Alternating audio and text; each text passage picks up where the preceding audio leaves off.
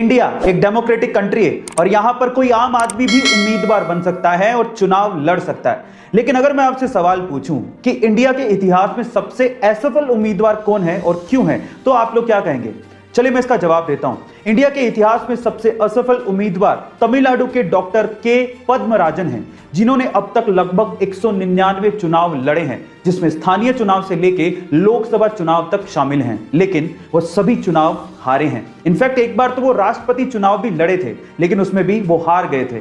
इसलिए उन्हें इंडिया का सबसे असफल उम्मीदवार कहा जाता है। गाइस, आपको ये फैक्ट जान के कैसा लगा कमेंट सेक्शन में जरूर लिखिएगा। और ऐसे अमेजिंग वीडियोस जब कुछ कर गुजरने की चाह हो तो रास्ते के कांटे कभी मायने नहीं रखते। कुछ ऐसी कहानी है महाराष्ट्र से दिल्ली आए लक्ष्मण राव जी की, जो कि लेखक बनना चाहते थे, लेकिन पैसों की कमी की वजह से उन्होंने चाय बेचना शुरू किया। जब आमदनी ठीक ठाक होने लगी तो उन्होंने पढ़ना लिखना फिर से शुरू किया। 37 की उम्र में उन्होंने 12वीं क्लास पास की, 50 की उम्र में उन्होंने बीए किया और 63 की उम्र में उन्होंने एमए किया। इसी दौरान उन्होंने बुक्स भी लिखी, लेकिन जब भी वो अपनी बुक लेके पब्लिशर के यहां पर जाते, उन्हें बाहर का रास्ता दिखा दिया जाता। लेकिन उन्होंने हिम्मत नहीं हारी, बुक को छापने के रास्ते खुद से निकाले और आज वो 25 से ज्यादा किताबें लिख चुके हैं और उनकी किताबें फ्लिपकार्ट, अमेज़न जैसी साइट्स पर बिकती हैं। लंदन और अमेरिका के बहुत से बड़े अखबारों में, इवन बीबीसी तक में उनके आर्टिकल छपे हैं। आज लक्ष्मण जी को लोग चाय वाला कह के नहीं, बल्कि लेखक जी कह के बुलाते हैं। आपको इनकी कहानी सुन के झंडू बाम, इस कंपनी को सन 1910 में झंडू भट्ट जी ने शुरू किया था, जिसे सन 2008 में इमामी कंपनी ने खरीद लिया था।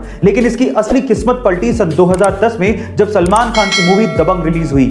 इस मूवी का एक गाना मुन्नी बदनाम हुई काफी ज्यादा फेमस हो गया था और उसकी एक लाइन मैं झंडू बाम हुई लोगों की जुबान पर चढ़ गया था, जिसकी वजह से झंडू बाम की सेल्स डबल हो गई थी। लेकिन फिर भी इमामी कंपनी को झंडू बाम का नाम बिना परमिशन के यूज करना कुछ रास नहीं आया और इमामी कंपनी ने फिल्म के प्रोड्यूसर्स पर कॉपीराइट का केस कर दिया। लेकिन बाद में कोर्ट के बाहर सेटलमेंट हो गया और मलाइका अरोड़ा झंडू बाम की ब्रांड एम्बेसडर बन गई। गाइस, इसे कहते हैं किस्मत। बैठे बैठे सेल्स भी डबल हो गई। टोक्यो ओलंपिक में इंडिया के लिए सबसे पहला मेडल जीतने वाली मीराबाई चानू ने एक कमाल की मिसाल पेश की है, जिसे सुनने के बाद आपको भी गर्व फील होगा।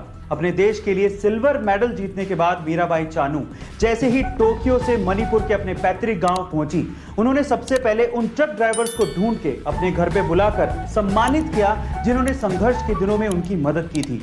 इंफाल के ट्रेनिंग सेंटर तक पहुंचाने में मदद करने वाले इन ट्रक ड्राइवर्स को मीराबाई चानू ने अपने घर पे बुलाकर सम्मानित किया, उन्हें खाना खिलाया, उन्हें उपहार दिया और दिल से धन्यवाद कहा। इस समारोह में लगभग 150 के करीब ड्राइवर्स शामिल हुए थे। सोशल मीडिया पे मीराबाई चानू के इस व्यवहार की काफी ज्यादा तारीफ हो रही है। आपका मीरा